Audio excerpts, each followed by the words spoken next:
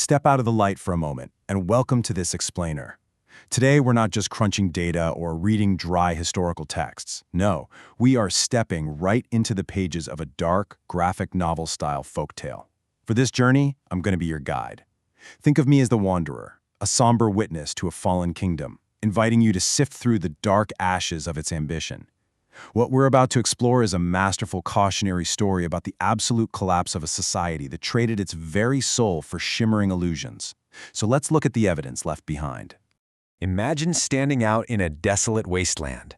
The air around you is thick with this sweet, metallic rot. You're looking upon the crumbling ruins of what used to be a bustling, proud civilization, and this singular, chilling thought just echoes in the silence. The fruit is overripe. The skin is tight with rot, and the sweetness has turned to vinegar. It's this heavy, world-weary realization of a survivor, and it instantly establishes the deeply theatrical, atmospheric tone of a society that literally pushed itself past the brink of collapse, decaying from the inside out, long before the final blow was even struck. Okay, let's dive into this first part, the stage of counterfeits and the labyrinth of time. As a witness to this fallen world, I stood at the edge of the ancient world Ash, peering directly into what was known as the Museum of Pride. This was the beating heart of the labyrinth, a place where these so-called backworldsmen basically sought to trade their vibrant, living blood for a completely hollow heaven. This society was entirely bound together by a phenomenon called the ignis fatuus, or fool's fire. Now, this wasn't a literal flame. It was a shimmering collective delusion. It somehow convinced the entire citizenry that morality was just this tedious, outdated burden. I mean, why put in the heavy labor of virtue when greatness could just be plucked from thin air, right? This fool's fire tethered these people, turning them into these hollowed-out puppets. And honestly, it is a haunting mirror held right up to our modern society. It shows us exactly how people can fall into a hypnotic lockstep, completely anchored to the floor by the heavy, invisible chains of their own indifference. They operated within what the sources called the stage of counterfeits, this wooden O, where life was essentially just one big performance. But it wasn't art. It was literally a laboratory for social engineering. The residents of this stage wore their armor of station, they clutched their ink-stained ledgers, and they were absolutely convinced that they were free. But they weren't. Human connection had been entirely discarded like it was just some disposable political asset. They were anchored down by the invisible chains of their own unproductive stagnation, completely mistaking their gilded cages for actual liberty. Let's move on and see how this builds, because the psychological decay of these citizens is mapped out so perfectly here. You see, it didn't happen overnight. First, in Era 1, they became hollowed-out puppets, just walking in a rhythmic, hypnotic lockstep. Then, in Era 2, this web of intimacy they had spun, which was really just a fragile lattice of surface-level connections and shared cynical whispers, well, it began to rot right from the inside out. And finally, the void left behind by objective truth was filled by a raw, unchecked hunger. This sparked a total metamorphosis where these stagnant vessels transformed into literal monsters, neighbor turning upon neighbor, driven entirely by base appetite. Moving into the next phase, the illusion of the jester and the void of the mind. So the crucial point is understanding the catalyst for all this rapid decay. It was a figure known as the jester, who systematically dimmed the light of objective truth by weaponizing prose. He filled the labyrinth with these cynical whispers, creating a void in the mind. And into that void poured an alchemical illusion that felt like comfort, but was actually poison. Notice the stark contrast we're dealing with here. On one side, we have the light, deceptive illusions of the jester, relying on alchemical mechanics, dodging the natural laws of consequence, and pretending morality is just a massive burden. But on the other side, we have the heavy, demanding reality of moral responsibility, doing the labor of virtue, engaging with cause and effect, and actually maintaining an inner compass of reason. The incredible tragedy of the labyrinth is that the people eagerly threw away the weight of responsibility for the false shimmering comfort of the jester. And because they abandoned that compass of reason, the society cannibalized itself. The real tragedy we see here is that the monsters prowling those twisting halls weren't some foreign invaders who pillaged the maze. No, they were birthed directly from the rot the community had nurtured within itself.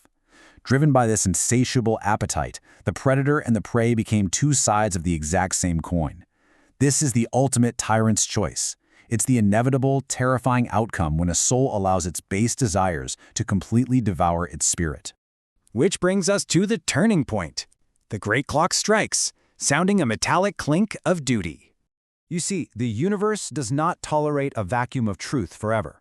Piercing right through the suffocating fog of the wizard's spells and the jester's illusions comes a sound, a heavy metallic clink of duty. The theater of vanities simply cannot survive the return of reality. From the grinding gears of the labyrinth, a mechanical humanoid avatar emerges. The great clock of consequence has finally arrived. And this brilliantly illustrates the symbolism at play. He is an instrument of moral reckoning, draped in deep blue silk. Historically, that regal mystery of deep blue and purple was reserved for nobility and spiritual leaders because of the extreme cost of the dyes. This explicitly links the Obsidian Doctor to a divine right, a universal law that completely supersedes mortal life. As he walks, he sows a violet frost, symbolizing that liminal space between physical and spiritual life, marking a harsh spiritual awakening. And his arrival is accompanied by a leaden, rhythmic heartbeat. It's the inescapable sound of a scheduled harvest for those who succumbed to base appetite over reason. Imagine the Doctor looking down upon these hollowed-out puppets, these people who honestly thought they could bypass the rules using shortcuts, like the Shadow Ring or the Ring of Invisibility. His voice resonates with absolute finality. I am the architect of this silence, a nightmare of geometry performing the final macabre surgery on a stagnant world. He isn't a villain here. He is an inevitable force of nature, systematically dismantling a world that sought to cheat the natural laws of cause and effect. Now we reach the end of the line, the harvest of ashes, and the final bow. The power breathed out through lies and manipulation is inherently unstable, folks. It ultimately consumes both the manipulator and the manipulated. I want you to picture yourself running through those suffocating corridors as a fleeing victim. You'd hear that metallic clink pierce the fog, bringing this great, terrifying silence as the Doctor raises his staff of blackened bone. Suddenly, the mercury-soaked foundations of all their lies just ignite. In an instant, the rigid laws of the Old Kingdom, the armor of station, the debts, the gilded cages, they all crumble like parched lilies. The earth exhales its lethal breath, and right before your desperate eyes, the magnificent stage of counterfeits is reduced entirely to a massive field of black ash. A crown of flame erupts. It is a cleansing fire of total finality, and no one escapes. It completely consumes the jester, the wizard, the knight, and the priest. Absolutely no title or rank can save them from the thresher of humanity.